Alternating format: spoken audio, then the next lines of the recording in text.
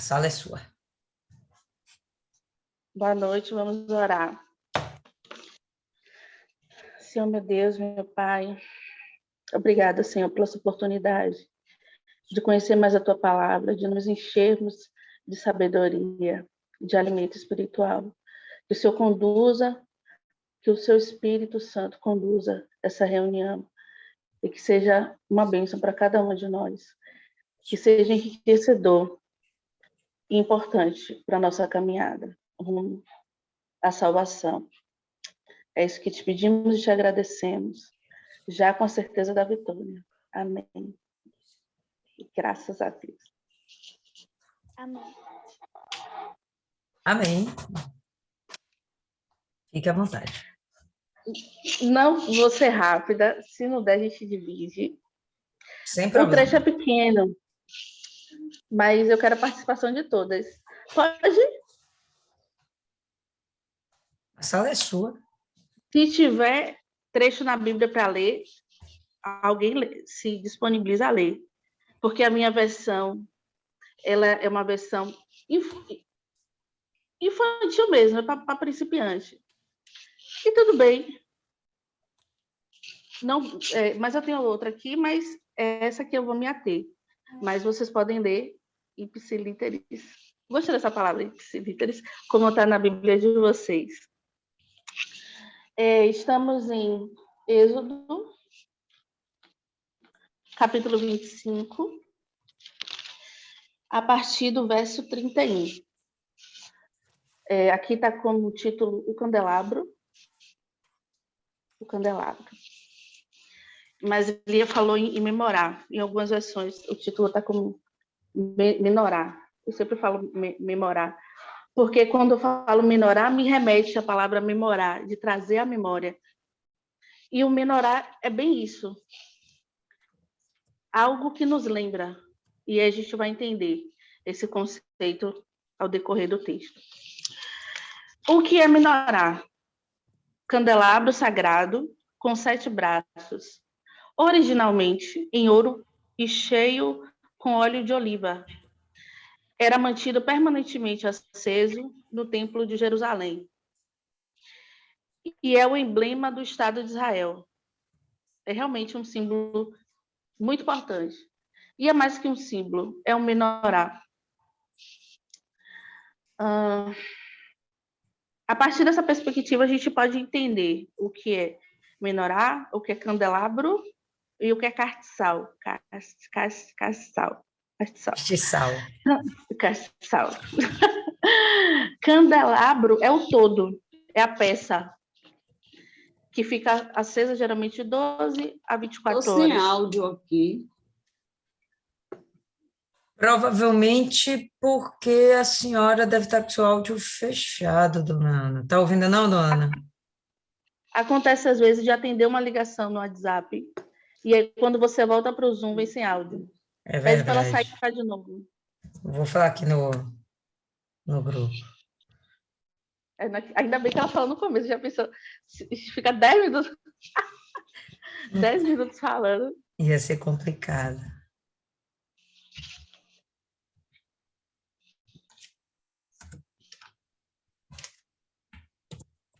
Tá.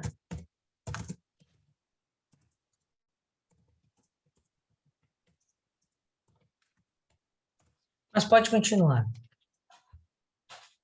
Pode ir.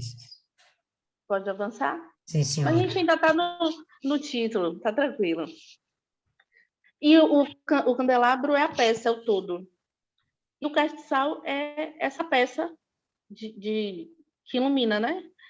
É a ponta do candelabro, que pode estar fazendo parte, o castiçal pode estar fazendo parte do candelabro, ou pode estar unitário, que algumas pessoas compram para botar na decoração da mesa, né? Para colocar aquela velinha no pé. Então, o castiçal faz parte do candelabro, ou pode ser uma peça única. É a parte do todo. Vamos lá para o texto. Também fala do candelabro em Êxodo 37, a partir do verso 17. Quem pode ler?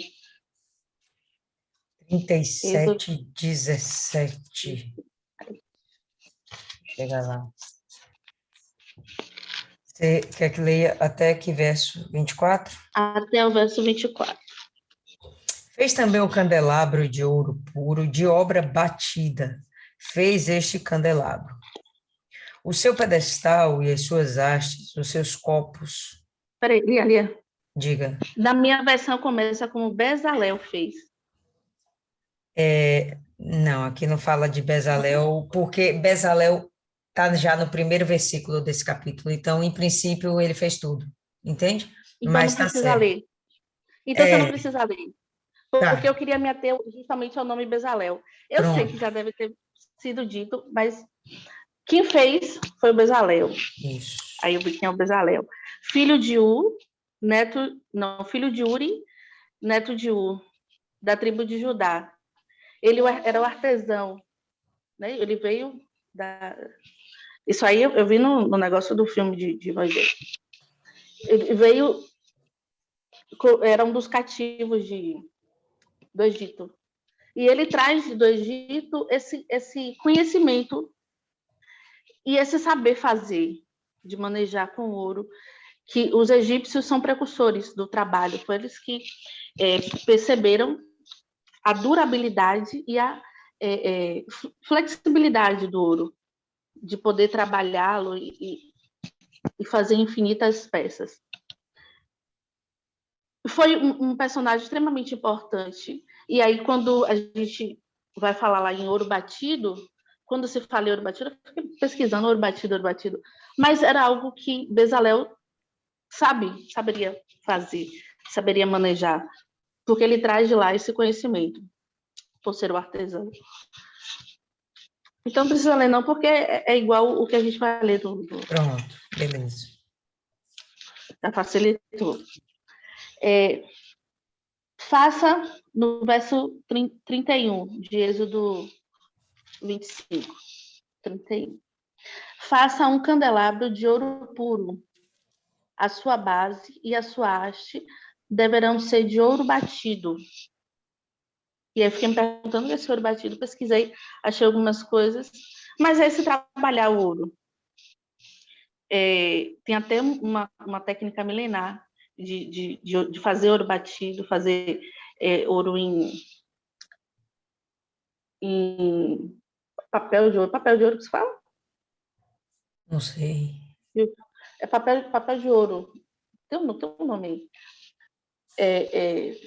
Para usar folha de ouro, isso, folha de ouro. É uma técnica milenar e é feita até hoje à mão. Não tem um maquinário que possa auxiliá-lo. Até um certo momento, você pode, como o macarrão, né? Você passa na máquina para deixar um pouco mais fino, mas para chegar àquela espessura finíssima das folhas de ouro ainda é não é Manual. instrumentalizado, é manual. E é passado de pai para filho, esse saber fazer. E ainda hoje é muito valorizado. E eu vi na televisão só um local que ainda faz, tem esse de fazer essas folhas de ouro manualmente. A haste deverá ser de ouro batido. Uma parte importante: as flores que enfeitarão o candelabro, com os seus botões e as suas pétalas. Nesse verso, a gente vai esmiuçar muito, porque parece, na primeira leitura, passa muito simplesmente, né? As flores que enfeitam o candelabro e essa peculiaridade de algumas estarem abertas em flor e outras ainda em botões. E aí, pesquisando, uma profunda pesquisa, toda vez que eu coloco lá flores de amendoeira, traz aquele quadro de Van Gogh, que é uma obra-prima mundial. E de uma beleza e de uma simplicidade e que consegue realmente emocionar. Não sei se vocês já viram. Se eu tivesse um pouquinho mais de tempo, eu traria para você as fotos do quadro. Quer pesquisar, Elia, para botar? Pode, Amendoeiras em flor. pode ir falando, eu vou Professor, pesquisar aqui. Amendoeiras em flor. É um Aham. quadro com um azul celeste, acho que azul celeste no fundo, e os troncos e as flores da amendoeira. Foi um quadro que Van Gogh fez a partir do nascimento do seu sobrinho. E o seu irmão homenageou Van Gogh com o nome. Van Gogh é o sobrenome. O nome era Vicente Van Gogh. E aí o seu irmão, com o nascimento do seu filho, primeiro filho homem, resolve homenagear o seu irmão, o pintor famoso, com o nome do filho Vicente. E aí Van Gogh faz esse quadro. E o irmão faz questão de colocar em cima do teto, na parede em cima do teto, para que o bebê, né, no berço, assim que acordasse, a primeira coisa que visse fosse o céu, o azul celeste desse quadro. Tá dando para ver aí? Tá sim. Pronto. Sim. É um quadro que parece, a primeiro olhar, parece apenas uma árvore com flores. Mas aí você está entendendo a simbologia e uma analogia muito a esse momento aqui, do castiçal e das flores que enfeitam. A gente consegue entender o porquê desse presente tão bonito para o seu sobrinho que recebeu o seu nome, Vicente.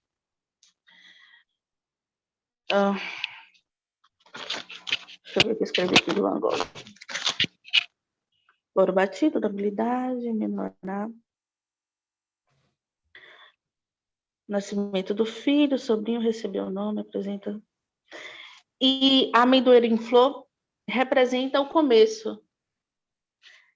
A partir desse conhecimento que a gente adquire, de que ele deu esse presente para o seu irmão, em homenagem ao nascimento do seu sobrinho.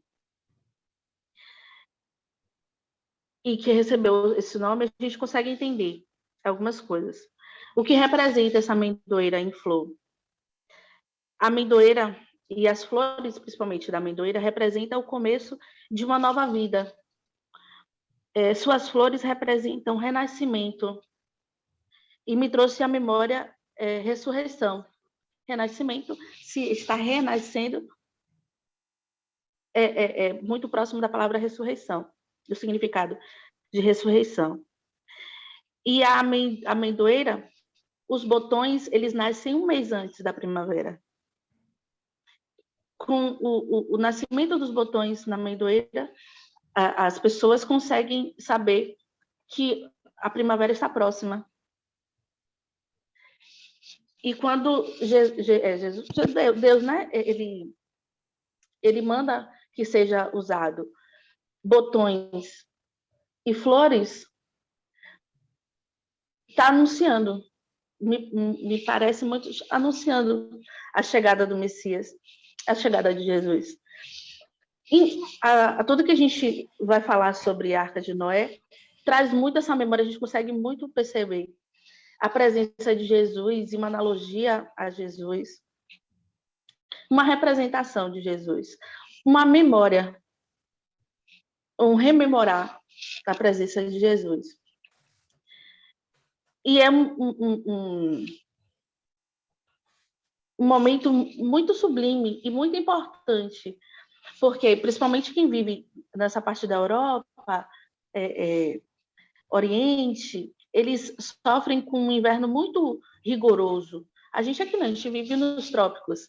A gente vive com um clima realmente ameno. O frio não, o inverno não é tão frio e o verão é sempre caloroso. Vivemos realmente em um clima que nunca saiu do Brasil, não consegue entender o rigor que é o inverno nessa região. Mas realmente é um momento. O inverno traz esse momento de tristeza, todo mundo recolhidinho, tentando se aquecer, com pouca oferta de alimento, pouca oferta também de entretenimento. E a chegada da primavera é um momento de muita alegria. É esse momento que o sol está brilhando, que o clima está ameno, nem está muito quente, nem está muito frio, as flores começam a mostrar toda a sua beleza, que até então são folhas secas. E esse primeiro botão, ele surge justamente um mês antes, anunciando a chegada dessa primavera tão esperada e que tão bonita. Esse momento da primavera é relatado e é retratado em várias obras-primas, tanto de Van Gogh como outros pintores famosos. A gente também tem a amendoeira, mas também tem uma outra árvore, que eu não lembro o nome, mas no Japão, que é um momento... Alguém me lembra aí, gente? Lembra aí, Lia?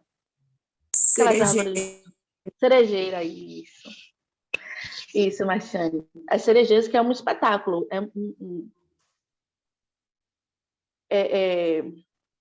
Um cartão postal da Ásia. E realmente eles festejam como um momento de celebração. E a amendoeira se semelha muito a isso. Seria para esse povo dessa região, como para a Ásia essa outra árvore que não lembro. Renascimento, anunciação, ressurreição. E então a gente consegue perceber esses dois momentos. A anunciação, como fez João, que ele nasce justamente para anunciar a chegada do Salvador, do Messias. E esse botão faz essa analogia e até hoje a gente consegue ver.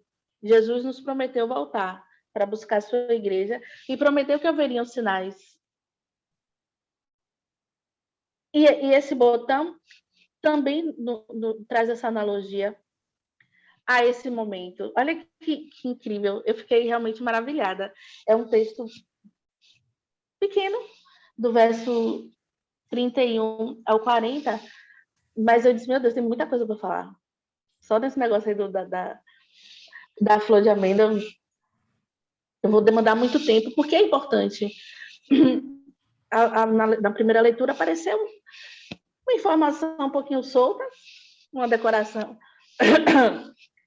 mas não é, tem um significado muito grande e muito profundo. E ontológico. A gente consegue perceber em todo momento na Bíblia, tanto pré, pós-Jesus e no aguardo que estamos da sua volta. O que mais a falar? Então, esse botão nos remete a essa anunciação da chegada do Senhor Jesus e dessa esperança de que ele voltará. Renascimento, ressurreição, chegada da primavera. Esse botão chega um mês antes e a primavera inicia entre fevereiro e março, na Europa.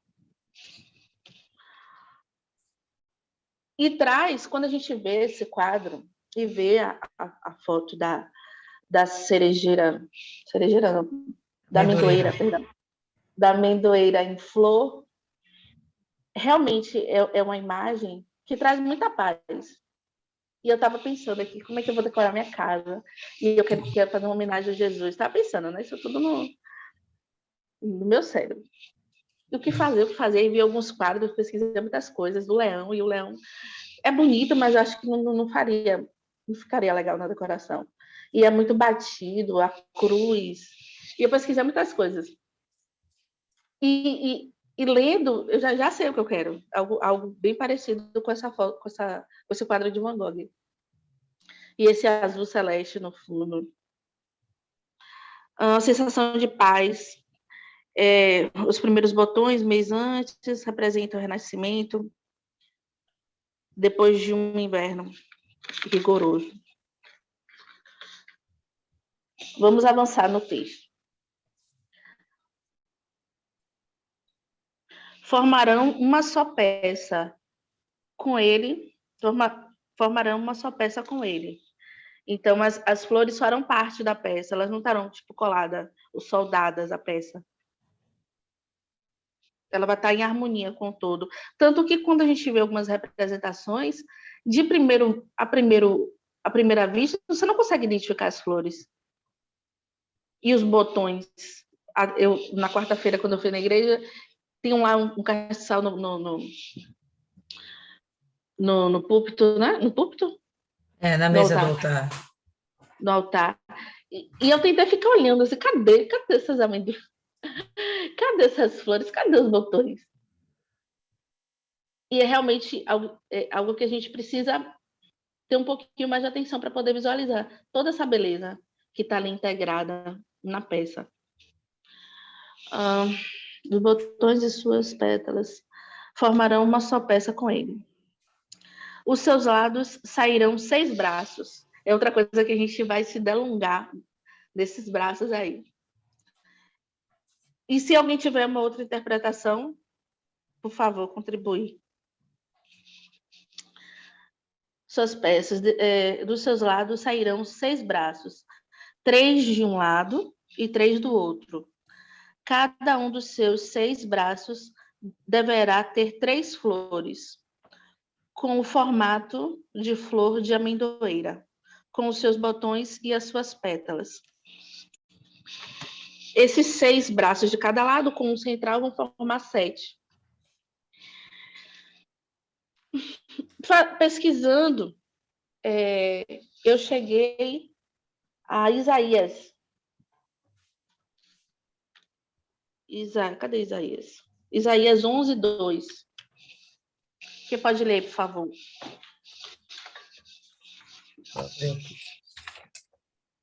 Isaías 11:2. Isso.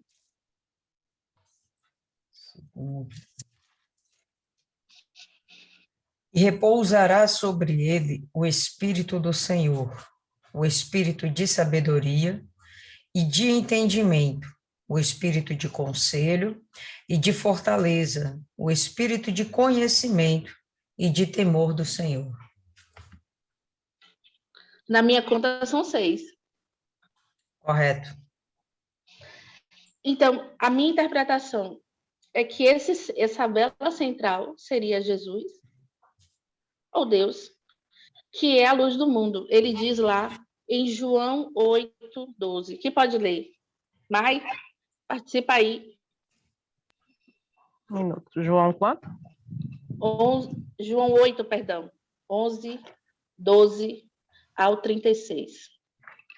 Espera aí. 8, 11 e 12, eu não entendi. Não, João 8, capítulo 8, verso 12. Certo. Ao 36. Misericórdia. João, gente, João. De A gente novo. levou um ano em João. Até o 36? É.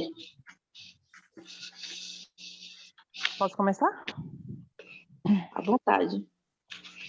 De novo lhes falava Jesus, dizendo: Eu sou a luz do mundo, e quem me segue não andará em trevas. Pelo contrário, terá a luz da vida. Então lhe objetaram os fariseus: Tu dás testemunho a ti mesmo, logo o teu testemunho não é verdadeiro. Respondeu-lhe Jesus e disse-lhes: Posto que eu testifico de mim mesmo, o meu testemunho é verdadeiro, porque sei de onde vim e para onde vou. Mas vós não sabeis de onde venho, nem para onde vou. Vós julgais segundo a carne, eu a ninguém julgo. Se eu julgo, o meu juízo é verdadeiro, porque não sou eu só, porém eu e aquele que me enviou. Também na vossa lei está escrito que o testemunho de 2 pessoas é verdadeiro. Eu testifico de mim mesmo, e o Pai que me enviou também testifica de mim. Então eles lhe perguntaram: Onde está teu pai? Respondeu-lhe Jesus: Não me conheceis a mim, nem a meu pai. Se conhecesses a mim, também conhecerias a meu pai. Proferiu ele estas palavras no lugar do gasofilácio, quando ensinava no templo, e ninguém o prendeu, porque ainda não era chegada a sua hora. De outra feita, lhes falou, dizendo: Vou retirar-me, e vós me procurareis, mas perecereis no vosso pecado. Para onde eu vou, vós não podeis ir. Então diziam os judeus: Terá ele, acaso, a intenção de se suicidar? Porque diz, para onde eu vou, vós não podeis ir. E prosseguiu, vós sois cá de baixo, eu sou lá de cima. Vós sois deste mundo, eu deste mundo não sou. Por isso, eu vos disse que morrereis nos vossos pecados. Porque se não credes que eu sou, morrereis nos vossos pecados. Eu não... Então lhes perguntaram, quem és tu? Respondeu-lhes Jesus, quem é que é desde o princípio, que desde os princípios vos tenho dito? Muitas coisas tenho para dizer a vosso respeito e vos julgar, porém aquele que me enviou é verdadeiro, de modo que as coisas que dele tenho ouvido, essa digo ao mundo. Eles, porém, não atinaram que lhes falava do Pai. Disse-lhe, pois, Jesus, quando levantardes o Filho do Homem, então subireis, então sabereis que eu sou, e que nada faço por mim mesmo, mas falo como o Pai que me ensinou. E aquele que me enviou está comigo. Não me deixou só, porque o que eu faço sempre lhe agrada. Dita essas coisas, muitos creram nele. Disse-lhe, pois, Jesus, aos judeus que haviam crido nele, se vós permanecerdes na minha palavra, sois verdadeiramente meus discípulos. E conhecereis a verdade, e a verdade vos libertará. Responderam-lhe, somos descendência de Abraão, e jamais fomos escravos de alguém. Como dizes tu, sereis livres? Replicou-lhes Jesus. Em verdade vos digo, todo que comete pecado é escravo do pecado. O escravo não fica sempre na casa, o filho sim, para sempre. Se, pois, o Filho do Homem vos libertar, verdadeiramente sereis livres. E aí Jesus começa dizendo que eu sou a luz do mundo. E para quem ele está dizendo isso? Justamente para os judeus, que tem o menorá como algo tão importante, uma simbologia tão importante para a sua religião. E esses mesmos não conseguem entender. Ele diz, está querendo ele se suicidar? É triste perceber a ignorância desses caras e o cuidado que Deus teve com o tabernáculo, de todos esses significados, de toda essa simbologia, e Jesus trazer, pontuando algo que eles poderiam identificar, que essa chama central, eu sou, que é um instrumento de luz, de iluminação para o templo. E ele diz, eu sou a luz do mundo. E ele diz também que ele está em comunhão com o Pai dele. E que aquela vela central representa tanto Jesus como Deus. E aí, os 6 são justamente, que em algumas pesquisas, são os espíritos, são os 6 espíritos, que seriam os dons do Espírito Santo, que foram derramados sobre Jesus. Isaías, cadê Isaías? Eu estou em João, né? Isaías 11, a partir do verso 2, que Lia leu, e repousa sobre ele o Espírito do Senhor. Repousa sobre Jesus o Espírito Santo. O Espírito de sabedoria, de entendimento, o Espírito de conselho e de fortaleza, o Espírito de conhecimento e de temor ao Senhor. São justamente os espíritos que devemos buscar. Quando a gente busca o Espírito Santo, a gente busca, que alguns chamam de dons, que são esses espíritos, que são esses dons do Espírito Santo.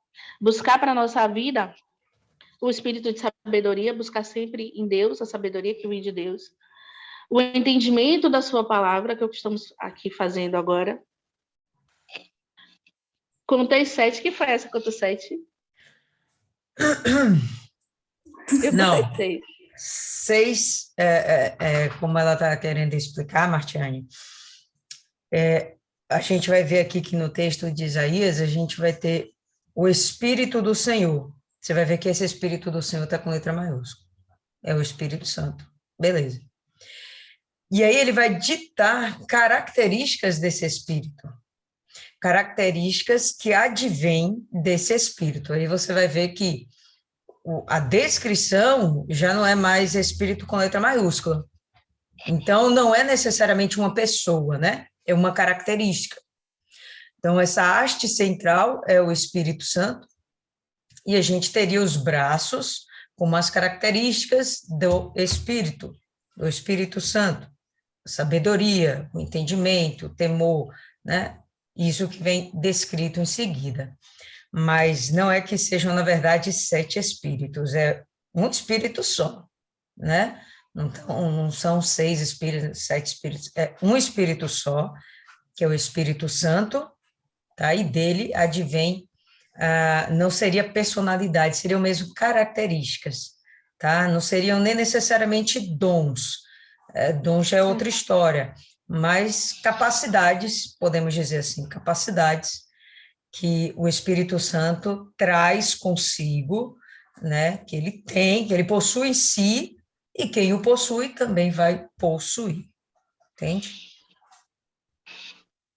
Importante sua contribuição, Lia. Porque eu queria realmente achar uma palavra, porque Isaías traz espíritos. É. Mas não é o Espírito, a gente sabe que tem o Espírito Santo. E esses espíritos, essas qualidades do Espírito são atribuídas, são 6.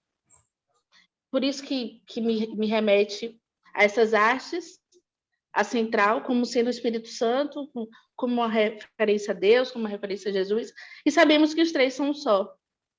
Então, não tem realmente como dissocializá-los, separá-los ou tentar classificá-los, sem entender que é uma unidade que advém sempre da mesma raiz, como uma árvore que advém da mesma raiz, que é Deus.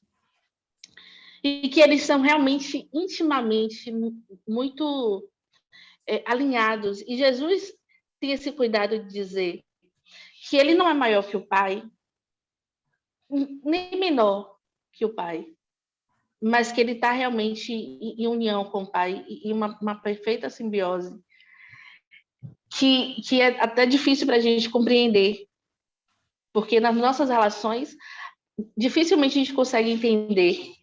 E muitas pessoas vão lutar para ter isso e dificilmente vão ter.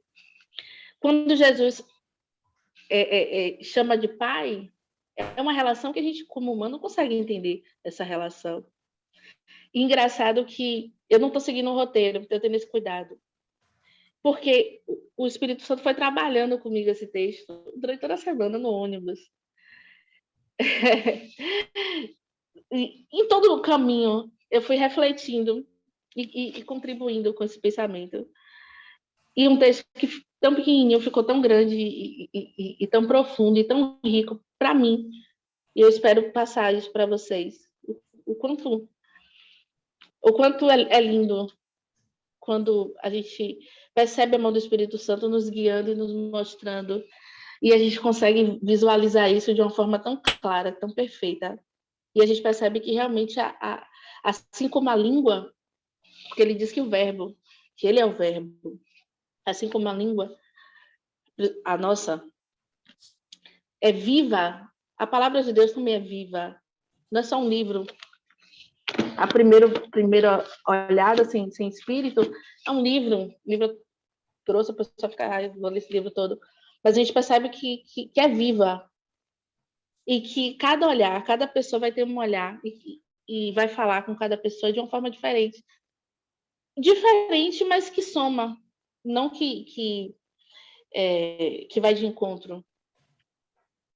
Que vai contra, né, ao entendimento. Eles se somam, eles se enriquecem. Eu acho incrível quando a gente medita em um capítulo e o pastor fala do mesmo capítulo com um olhar totalmente, com um start diferente, totalmente diferente do viés que a gente discutiu tanto, às vezes 1 hora aqui conversando, e ele traz um entendimento novo. E a gente percebe que realmente a palavra de Deus é viva e ela está em constante contribuição para a nossa caminhada. Bora prosseguir, tem muita coisa para falar. Se não der, Lia, se avisa que a gente divide, já vai dar uma hora. Vai continuar. Divide para 2 dias.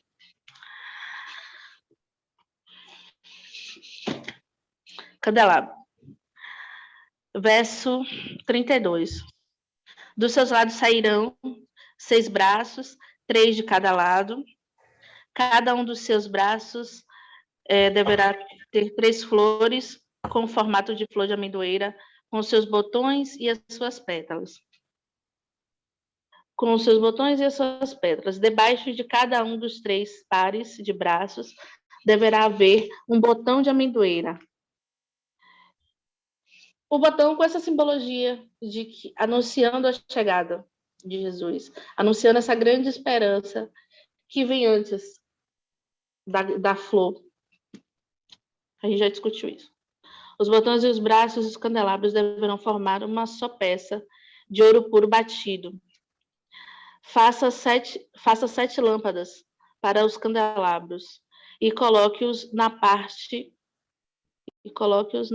de cima, de maneira que ilumine a frente dele. A gente vai falar da luz agora.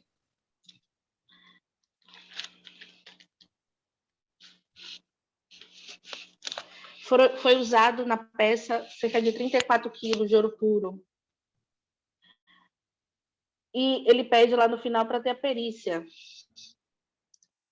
Perícia de fazer conforme Deus mandou.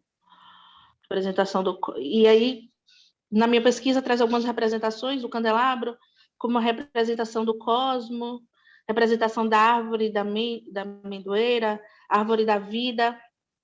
Mas o fato é que esse candelabro, ele é um memorar, é uma peça importantíssima, tanto no mundo físico, como no mundo espiritual.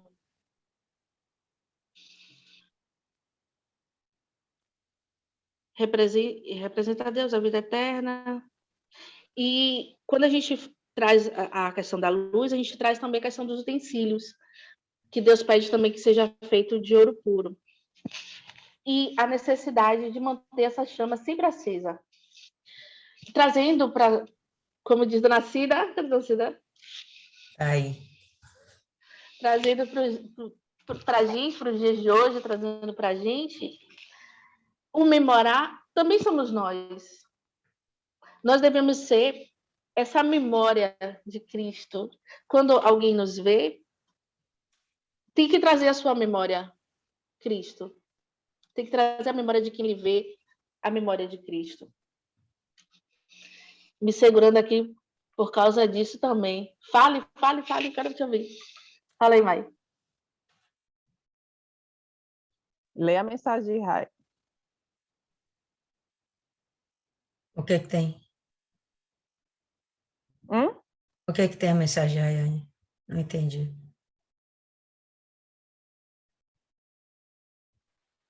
Nada não, gente. Eu que pedi, falei um negócio com ela aqui. Seu áudio está muito baixinho. Foi eu que falei com o negócio com ela no particular, não tem nada a ver com isso, não. Ela que falou sem querer aí, eu acho. Só Deus. Então fale, Rayane, é o que você queria falar? Que você falou só com ela, compartilhe. Não, não é nada, não é sobre isso, não. Esquente não, pode prosseguir. Eu não vou nem arrancar seu pescoço. A gente fala um negócio, você faz outra coisa lá. Deixa elas. Eu quero fazer só uma inferência aqui. E você chega e falou que a menorá, ela pode simbolizar a gente, que nós seríamos essa menorá. Eu vou discordar. Ela não simboliza a gente, mas ela deve estar dentro da gente, justamente na pessoa do Espírito Santo. Quando você mesma começa a falar a respeito da menorá, você já disse de cara que é uma peça produzida só de ouro. Lembra que a gente falou da última vez que alguns elementos dentro do tabernáculo são constituídos de madeira, e madeira revestida por algum metal, né? Pode ser pelo bronze, pode ser pelo ouro e tal. E a gente vai observar aqui que a madeira tem aquele quê de humanidade. A madeira simboliza o espírito humano, o ser humano. Mas a gente vai ver que no candelabro tem outras peças também que são feitas sem madeira. O candelabro é uma dessas peças feita puramente por ouro, que representa a divindade de Deus. Então, o candelabro em si não representa em nada o ser humano. Ele representa, sim, puramente o Senhor Jesus, na pessoa do Espírito Santo, que sim deve estar habitando dentro da gente. E aí, quando a gente manifestar as nossas atitudes, nós vamos estar refletindo, revelando, né, o que tem dentro de nós, que é o Espírito Santo, mas a menorá em si não simboliza o homem, entendeu? Outras partes aí do tabernáculo, sim, mas olha, o que for de puro metal, não tem homem na parada, não tem a humanidade na parada, entende? Eu vou concordar contigo, em Mas, parte. né, Não, mas mas não. Em partes. Ela vai Realmente. concordar discordando. Não, não.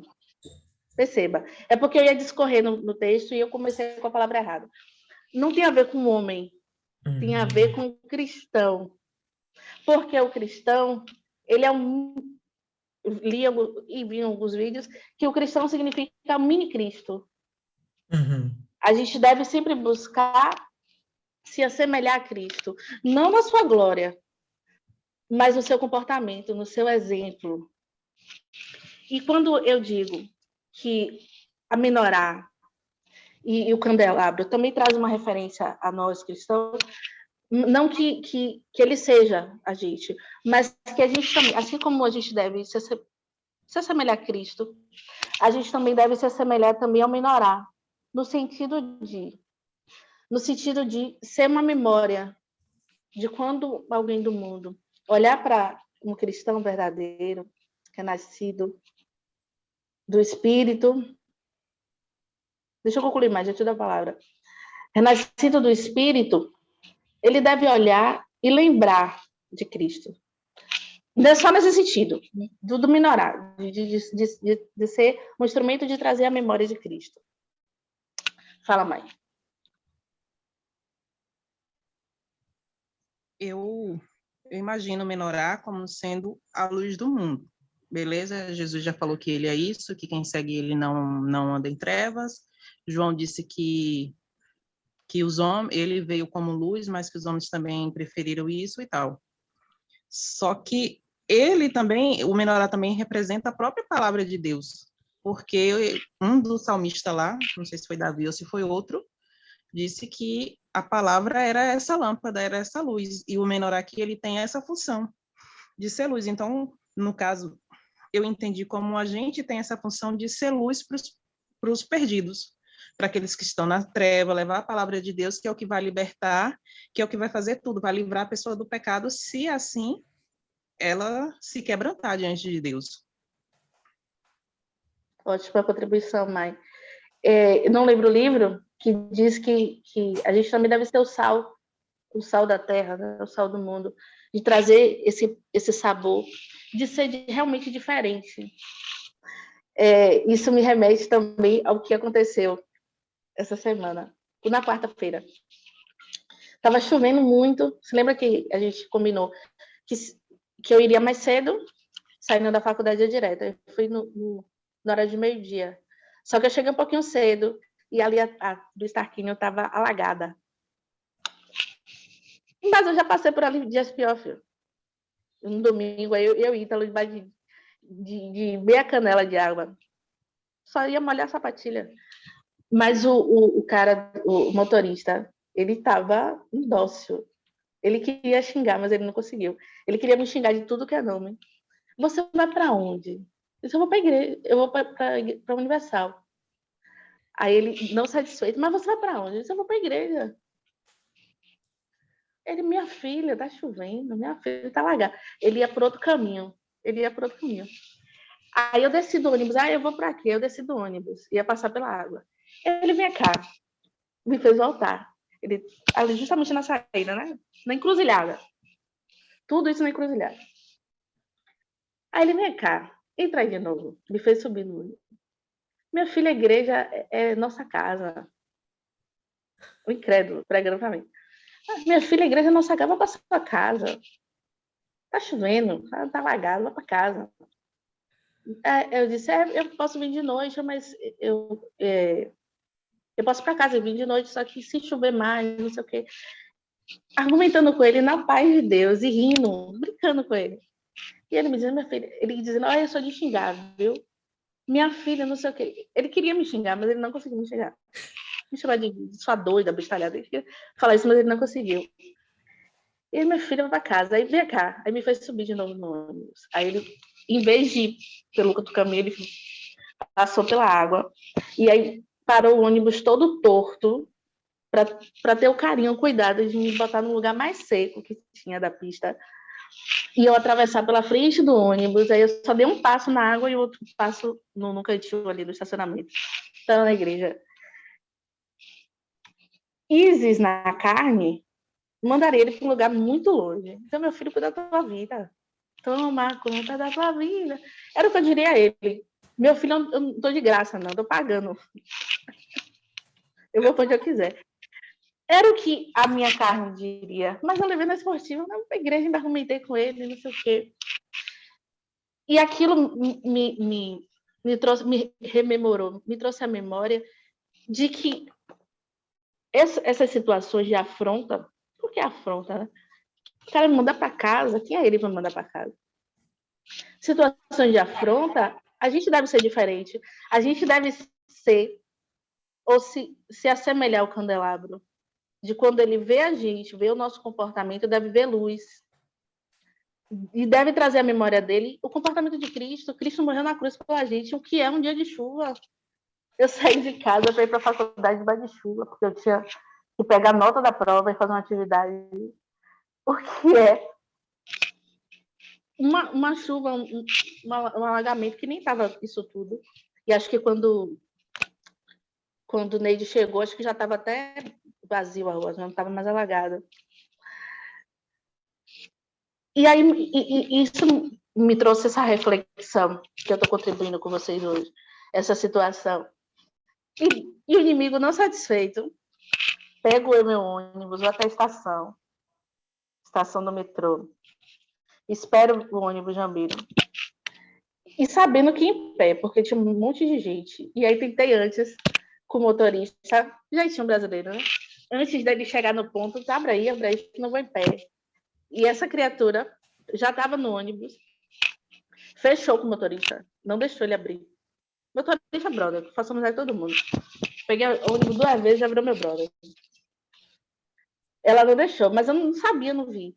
Aí depois eu entro no ônibus, tá a criatura abençoada, com uma sacola de compras no banco do ônibus cheio, lotado. E ela ocupando 2 lugares. Minha carne, a vontade de dizer, minha filha, você pagou 2 passagens? A carne queria dizer isso para ela. Pedi licença, toda a minha educação. Pedi licença, ela tirou o saco estava molhado, o banco estava molhado. Mas eu queria sentada, sentei. Minha mochila com vadimeco dentro, um chumbo, e a Bíblia, estava um peso horrível. Aí eu botei a mochila no meu colo, a criatura mandou afastar, porque disse que a mochila estava pegando nela. A vontade da minha carne é dizer, minha filha, vai de Uber. Você quer conforto, vai de Uber. Ai, meu Deus. Lutar contra a carne não é brinquedo, não, velho. Porque é muita afronta. E a vontade de rodar a baiana é forte, mas a gente tem que viver pelo espírito. Mudei da minha coxa, tirei do centro, botei numa perna só a mochila. E essa criatura ali, indócil, ela estava do meu lado, toda assim, mexia, indócil. E aí eu botei meu fone e comecei a ouvir a rádio cristã. E fechei o olho e fingi que estava dormindo. Porque a vontade de dizer a ela é, os incomodados que se mudem. Mas eu não fiz. Eu fechei o olho e relaxei, sabendo que o meu relaxamento iria afetar o espírito dela, a carne dela, muito mais do que se eu dissesse alguma coisa. Mas eu percebi que realmente essas situações é para tirar a gente do espírito e a gente não dá bom testemunho. E é importante demonstrar esses espíritos, o espírito de sabedoria, o espírito de entendimento, o espírito de conselho, de fortaleza, o espírito de conhecimento e o temor ao Senhor. Por isso, Lia, que quando eu digo que também, comemorar também tem muito a ver com nós, é nesse sentido. Espero que eu tenha te explicado, que você tenha aceitado um pouco. Alguém quer mais falar? Adriana? Adriana está quietinha. Bora que já está acabando. Tô Isaías. Ai, meu Deus. Dona Cida que quer falar ali, ó. Fala aí, Dona Fale, Cida. dona Cida. Não, eu só quero falar Isis, né? Isis, quando você relata assim, eu queria falar isso se eu estivesse na carne. Você sabia que isso aí é o trabalhar de Deus em você? Porque Ele testa a gente, né? Quando a gente está se despejando para Ele, né? Tendo vontade de mudar, aí às vezes Deus permite, né? A gente passar por isso para a gente ir se lapidando. Eu acho que isso aí é a gente lapidar a gente. Eu tenho vontade, mas a gente não é mais, a gente não vive mais na carne, a gente é espírito, a gente está se santificando. Quando a gente servir a Jesus é ser santo, né? Não é não ter pecado, mas é ser separado. Então, no momento em que a gente começa a mastigar a nossa carne, a comprimir a nossa carne, dói, né? Então, aí a gente vai trabalhando isso, deixa lá. Não foi muito melhor você fazer isso do que você pegar e conversar, discutir, né? É gostoso demais, eu sinto prazer nisso. Dona Cida, cheia da sua sabedoria, velho. Muito boa, Dona Cida. E com essas palavras de Dona Cida, ela falou, né, que a gente a gente tem que ela usou o termo se mastigar, não foi isso que a senhora falou? Né, tem que se moer. E uma coisa que é interessante, eu não sei se Isis vai explorar esse assunto, mas eu vou falar raso, se ela for explorar, depois ela fala mais. Não é à toa que tanto o candelabro quanto o óleo, eles são feitos batidos. A gente vai observar que ele vai dar a orientação, Deus vai dar a orientação, olha, faça o candelabro de ouro batido. Não foi um ouro que foi lá formadas peças, né? Não, foi batido. Bota lá no fogo, amolece o metal, vem aqui com a marreta e vai batendo, e vai formando. E ele não formou peça por peça, não, ele formou a peça inteiriça. Isso mostrando que o corpo de Jesus é uma unidade, né? E, além disso, batido, foi moída, a natureza de Cristo foi moída, né? Justamente para que nos sirva de exemplo essa mastigação aí que Dona Cida falou.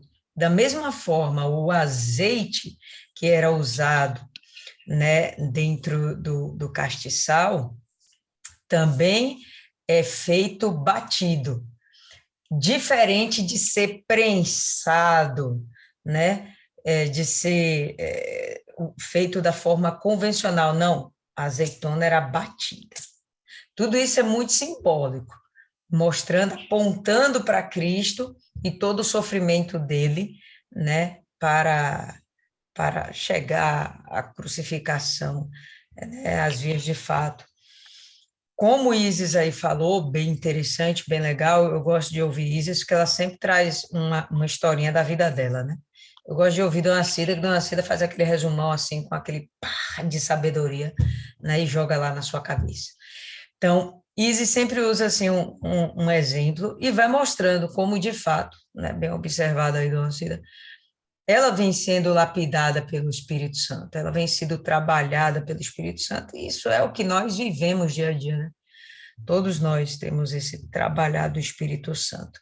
E não é gostoso, não é suave, é massacrante, é batido, né? A gente recebe maus tratos para que a gente venha se aperfeiçoar, né? Não na carne, mas sim no espírito.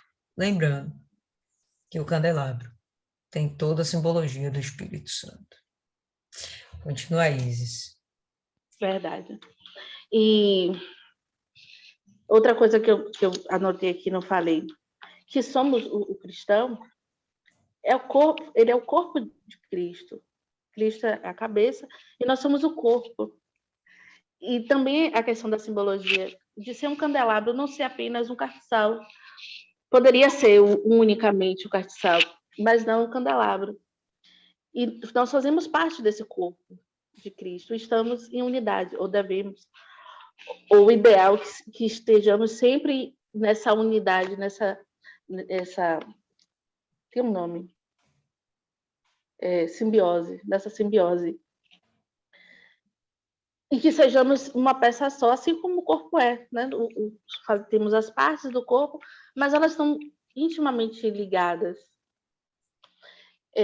Eu lembro das aulas de anatomia que o corpo humano tem pelo menos aí uns sete sistemas trabalhando independentemente, mas interligadamente, né? Quando morre um sistema, os outros entram em colapso e a morte dos outros é questão de horas. Isso é muito interessante. De trazer essas referências ao corpo, aí eu consigo perceber por que Deus fala que somos o corpo de Cristo e por que precisávamos estar nessa simbiose. E quando ele faz também a analogia, quando ele chama Deus de Pai, isso também é o que eu estava refletindo no ônibus. O bom de andar de ônibus agora é isso que você pode refletir enquanto você está andando de ônibus. Por que Deus chama, porque Jesus chama de Pai? E aí eu consigo, mesmo que não é, e aí eu estava lembrando que mesmo que não tem filho, consegue entender a relação de pai e mãe, porque é filho. Mesmo não tendo filho, você é filho. E você consegue, depois de adulto, aí eu estava lembrando que depois de adulto, eu consigo entender os sacrifícios de minha mãe, de minha avó, né, que foi que me criou, que eu trato como mãe. Eu consigo entender o quanto o meu sofrimento,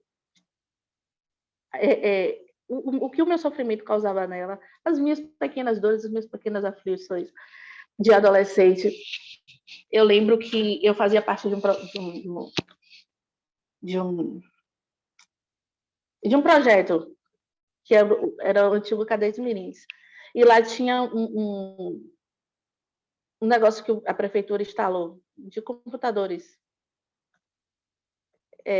Parecendo uma house aqui pública, né? E lá dentro. E eu estava fazendo um curso e não podia entrar em outros sites. Mas o curso tinha links para outros sites, para a gente fazer pesquisa fora. Mas não podia entrar em redes sociais, não sei o quê. E eu estava no curso entrando justamente nesses outros links para ampliar a minha pesquisa. E a supervisora lá do negócio me acusou dizendo que eu estava em outras redes, não sei o quê, em outros sites. E não era verdade. E eu sempre muito esquentada, eu rasguei o meu acesso, o negócio de acesso, joguei na cara dela. E fui embora e cheguei em casa muito chateada, sabe? Pela calúnia, né? Por ela não perguntar se eu estava em outros sites. Simplesmente julgar que era. Eu cheguei em casa, eu me lembro que eu cheguei em casa muito chateada. E minha avó, a carinha dela ficou super assustada, assim, sabe? E eu ouvindo com muita atenção minha pequena aflição, que naquele momento parecia enorme. E depois eu lembro que assim que saiu alguma coisa do dinheiro dela, ela comprou um computador melhor para mim, do top, na Login. Todo mundo comprava na Insinuante, ela comprou na Login o melhor, mais top, dizendo na loja que queria sempre o melhor, não sei o quê. E hoje, tendo um filho, eu entendo que essas pequenas aflições, que essas pequenas dores no nosso filho causam. Imagino que quando Deus chama Jesus de filho, quando Jesus chama Deus de pai, é para que a gente consiga entender essa relação. E o sentimento também de Deus para com Jesus, e o quanto foi dolorido para o pai necessitar desse sacrifício de Deus para remir a humanidade. E para que Jesus, para que Deus volte a ter amor pela sua criatura tão amada. A gente percebe em Gênesis o cuidado de Deus para com a sua criação. Ele próprio tem o cuidado de soprar nas narinas de Adão o fôlego de vida. E aí, esse pequeno texto me jogou em uma reflexão muito profunda. E uma coisa vai puxando a outra, né? Uma coisa vai puxando a outra. O que eu estava falando? Já me perdi. Aproveita que você se perdeu. Dá um time por hoje, para não ficar muito tarde, E aí você continua no sábado, não tem problema não. Mas tem pouca coisa, viu? Deixa para sábado. Tá bom. A gente parou aonde? Você não tá aqui. Paramos no 36? Nas lamparinas. 36. Você já tinha começado a falar da luz, né? Depois você Mas segue. só comecei. Isso. Aí você segue continuando falando sobre. Beleza. Pronto, agora você indica aí alguém para fazer a oração? Adriana, que eu tô com saudade de Dri, quero ouvir a voz dela, as bênçãos que ela faz pra gente. Então arrebentou. É contigo, Adriana.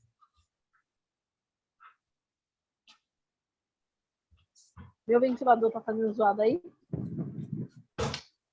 Não.